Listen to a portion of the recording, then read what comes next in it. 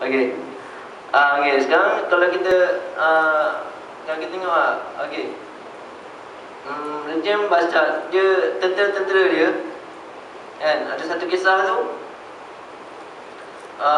seorang lelaki, anak budak, ada dah tersebar gambar kat internet sebenarnya, yang dia punya kursi dan mulut dia tarik. Kan?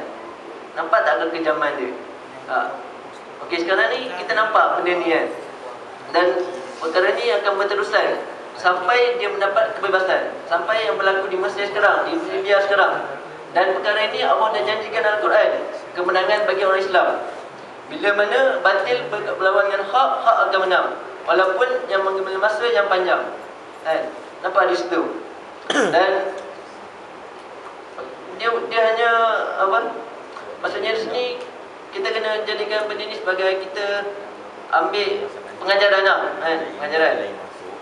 Dan jika rejim ni tak tumbang, rejim tak tumbang, maksudnya apa, kekejakan semakin meluas dia, kekejaman dia.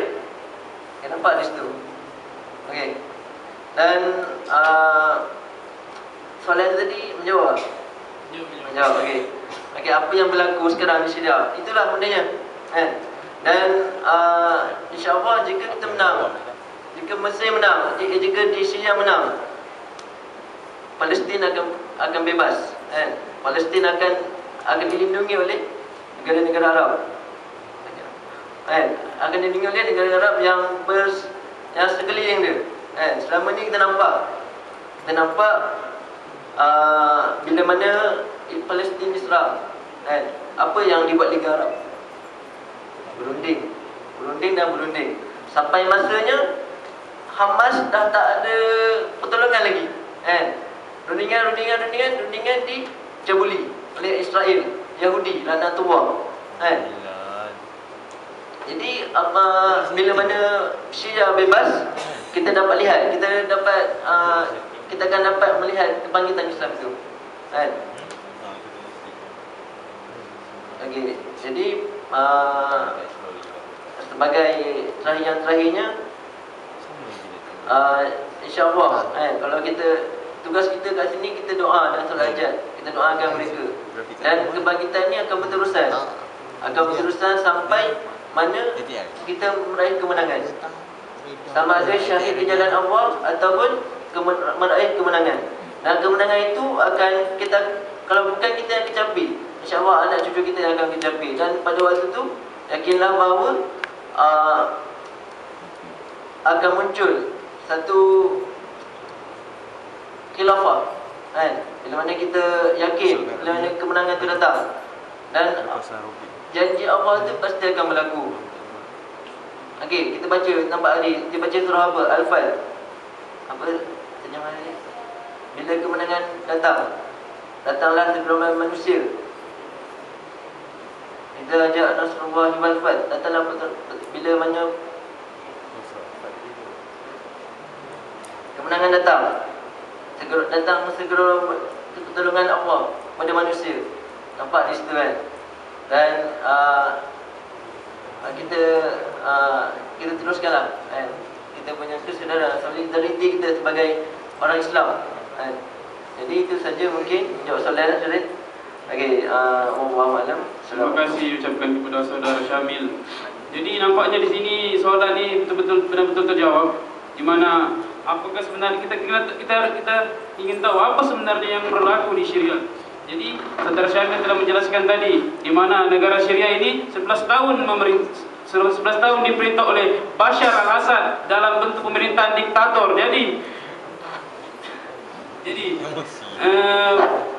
selain itu juga kan, sebab kenapa apa yang berlaku di Syria ini disebabkan semasa zaman pemerintahan ayah Bashar al-Assad, yaitu Hafiz al-Assad kan, begitu ada perasaan iri hati, dengki dengan kaum muslimin Sunni, yaitu Ahlussunnah wal Jamaah.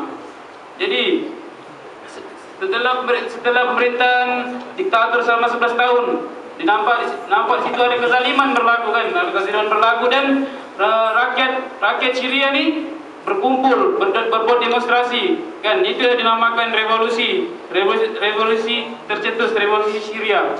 Jadi apa yang sebenarnya yang telah dilakukan oleh kezaliman oleh pemimpin-pemimpin kerajaan Bashar al-Assad ini, apa yang telah dilakukan? Jadi malam ini kita akan tahu dengan panel kita yang ketiga. Jadi panel yang ketiga, dengarkan soalan. Apakah bentuk kekejaman yang dilakukan oleh rejim Bashar al-Assad kepada rakyat Syria? Jadi tuan-tuan, kita dengarkan.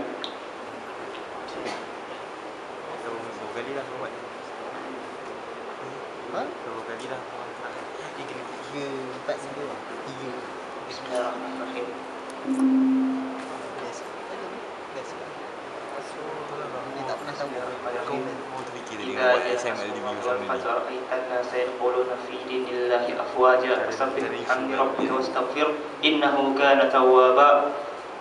Itulah surah yang telah dibacakan oleh ribuan malah jutaan rakyat Syria yang menuntut supaya kezaliman itu dihentikan.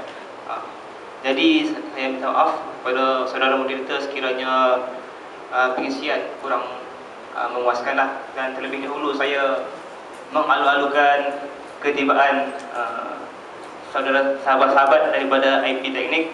Selamat datang ke Surah Takdim. Macam inilah keadaannya. Okey. Jadi rasanya kalau bentuk-bentuk kejaman sudah dijelaskan oleh saudara Mufti dan saudara Syamil dengan begitu jelaslah. Okey, kita boleh nampak macam mana bentuk-bentuk kejaman. Jadi saya ingin menjelaskan ibrah ataupun apakah tindakan susulan yang kita buat, bukan setakat kita mendoakan, dan mungkin ada lebih daripada itu.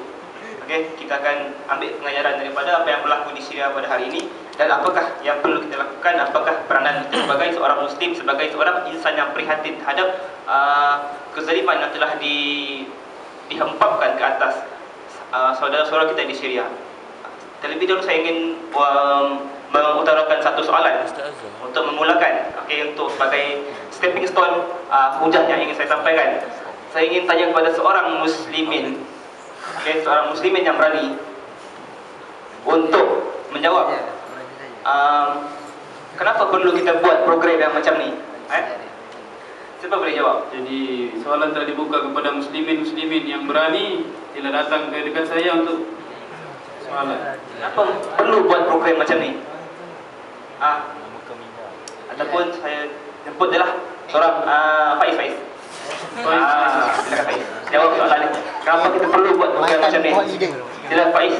Saudara Faiz, Saya pakai mikrofon tu. mana saudara Faiz? Wirang. Lanjutlah. Cepat leh.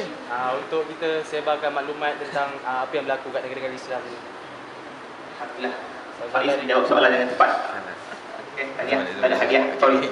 Okey, itu antara salah satu jawapan yang betul lah. Okey.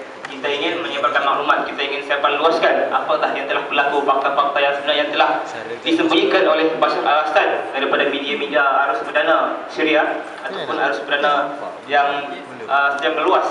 Okey, Al Jazeera, CNN telah menyebarkan secara meluas tentang kebaikan rejim Bashar al-Assad yang walhal kezaliman itu disembunyikan. Okey. Apa? Ni Faiz hadiah untuk anda menjawab soalan yang tepat. Okey. Nanti terima hadiah. Cepat. Soalan satu lagi. Okey. Lagi satu. Okey.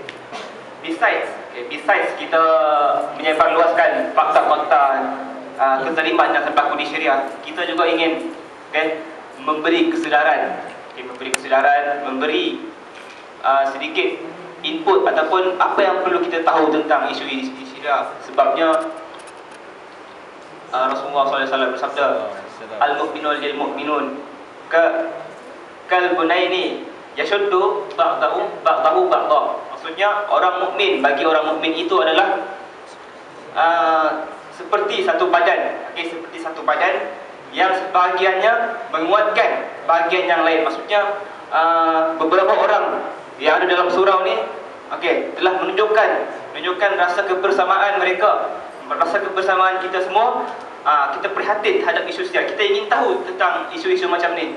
Okey, tahniah saya ucapkan. Anda perlu dan wajib untuk berbangga pada malam ni. Okey, itu adalah